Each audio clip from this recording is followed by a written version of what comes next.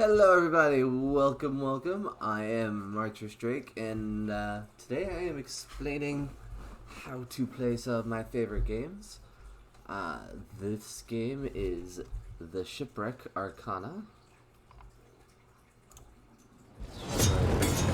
Shipwreck Arcana is a co-op game where you guys are working together to prevent your collective doom. So the way that this works is that you each turn you draw up to two tokens. I don't know why it dealt them to everybody. Probably because nobody is sitting down. I'll actually sit down in this space.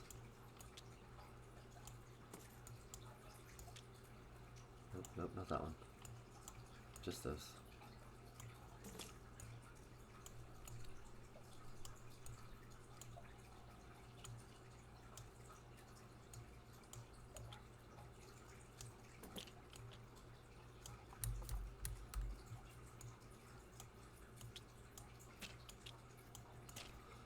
Alright then.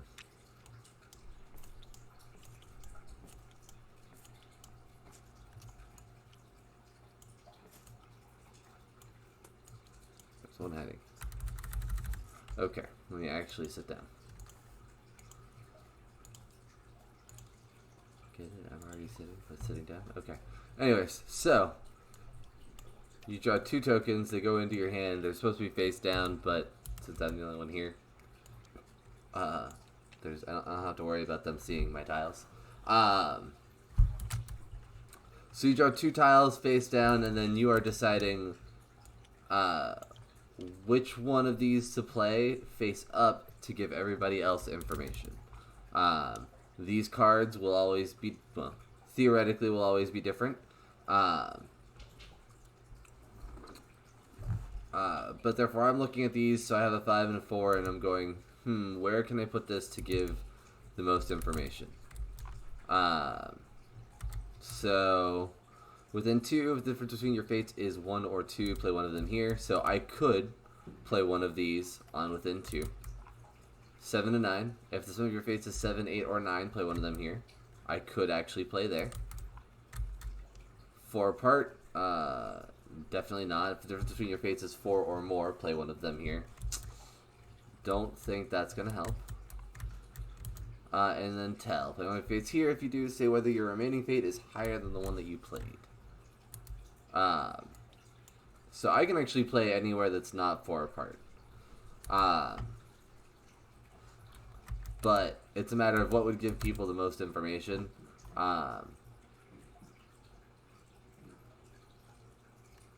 So I would be thinking about that, but I'm just going to pick one. So I'm going to play the 4 here.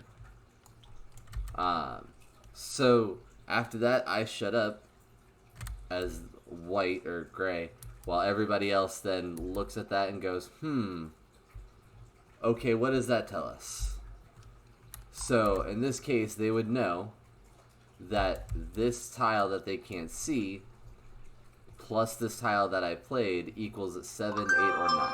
So they would know that I have a 3, a 4, or a 5.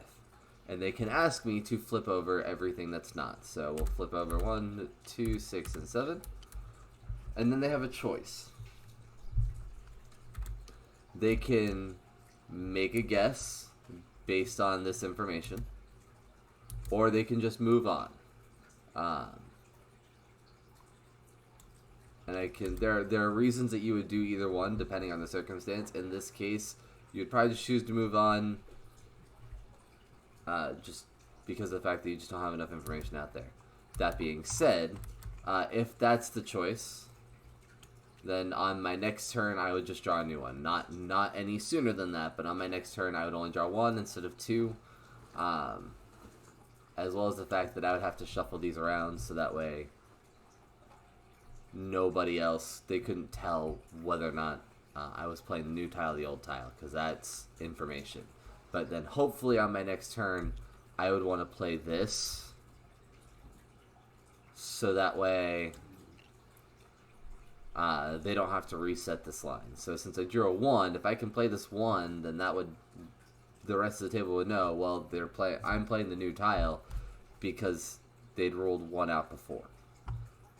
So I would be able to put that there, and then hopefully they would be able to go, oh, 5 minus 1, 4. It's the only thing that fits with what I had narrowed down. However, if they didn't skip, so they chose to make a guess. If they were correct, then the green moves up 1, and yay, you're correct! If you're incorrect, then obviously the green doesn't move at all, and the red moves up 1, because you're wrong. As well as the fact that after that, this tile that I had in my hand goes away. Because of the fact that once somebody makes a guess, the hidden tile is revealed. So it's not like you can just... It's like playing Clue. Once you've looked at the final answer, you can't just go back and unring the bell. So it doesn't kill you like it does in Clue, but it does move the doom up.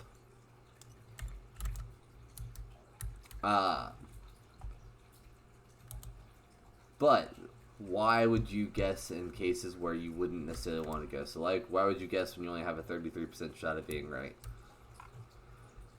Well, if you look at the bottom of each card, there are phases of the moon. So this one is 2, 3, 4, 2. If you look at the tiles, they have 1, 2, and 3 pips on the side, those little diamonds on the right-hand side of the tile. Anytime there's a number of pips equal to or higher than the number of moon phases along the bottom, the card is said to be fading. So what that means is, I'm just going to put it there. So now this card is fading. So I have another tile over here, right? If you guess this tile correctly, this card fades, no harm, no foul, and you still get 1 to the good. However, this card fades, you don't make a guess at all. Then the doom moves up 2, because you are getting closer to your failure without having done anything to prevent it. However, the card is said to fade, and you guess wrong, then you get 3 to the doom. So this game can very quickly go from, we're doing good, to, oh, we're in trouble. And that's if you start off on the super easy difficulty, because if you move the difficulty up, the doom starts higher. And, yeah, it's whichever hits 7 first, the doom or the score, is how you win. Again, this is co-op, so it is you win together, you lose together.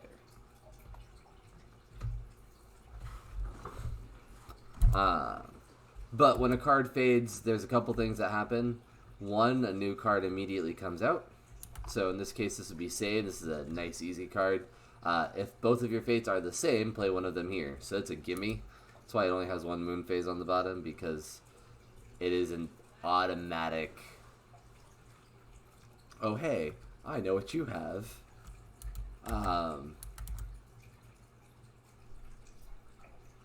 So yeah, that's why. And then old, so the faded card then has a power on the back. So for example, for 7 to 9, it was old. After playing their fate, the active player may discard this to say whether they had that fate during their previous turn. So back when I had the 5 and then I drew the 1, if I had drawn a 3 instead, or a 4, that works too. So no matter which one I play, there's no way to know. If I play this 4, there's no way to know whether or not I had that 4, or if it's a completely new tile. So therefore, they might be concerned and go, oh, he has to play the old tile, so Let's reset. If I play this 4, though, and then I use this card, then I can say, no, this tile that is still hidden is my old tile. So that way the rest of the team would then know, oh, okay, so he still has a 3, 4, or 5. He just drew something that was in that range. And then different faded powers do different things. See if I can find one. Within 2 is different, but not what I was looking for. 1, 4, or 7. There we go. That one's a nice, easy one. So this one is everybody... because this is one that the active player uses. Most of the powers are something that the rest of the team uses. So, okay, I want to make a guess, but...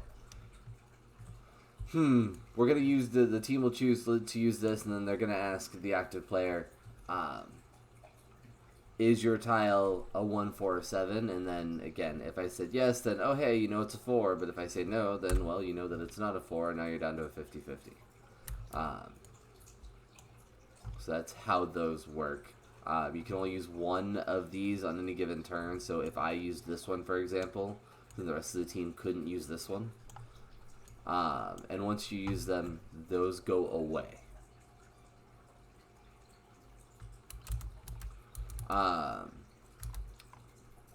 The last thing to explain, though, is it does sometimes happen where with the 2 tiles that you have, you cannot play anywhere. So when you do that, then you play over here on the hours. When you do that, 2 things immediately happens.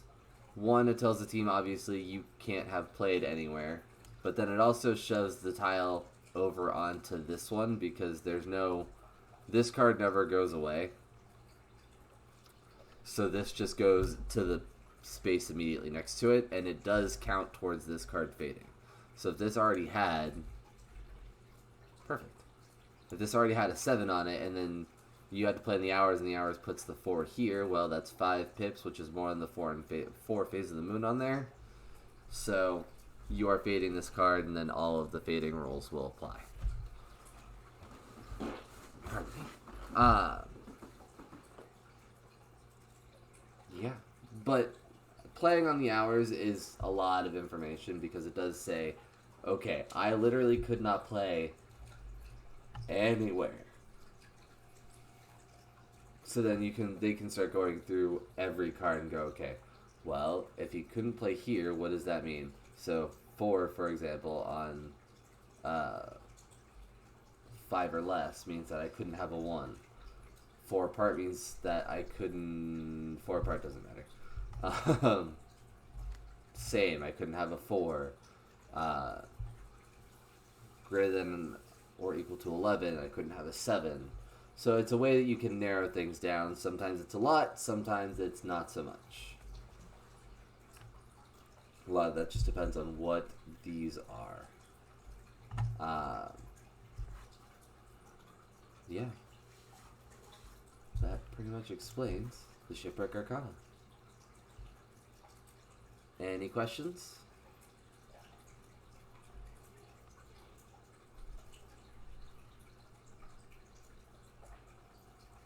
Nope. Okay. Well.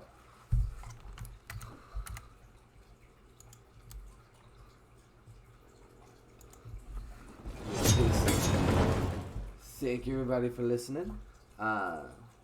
And if you have any questions later, just make sure to put that down in the comments below. In the meantime, bye!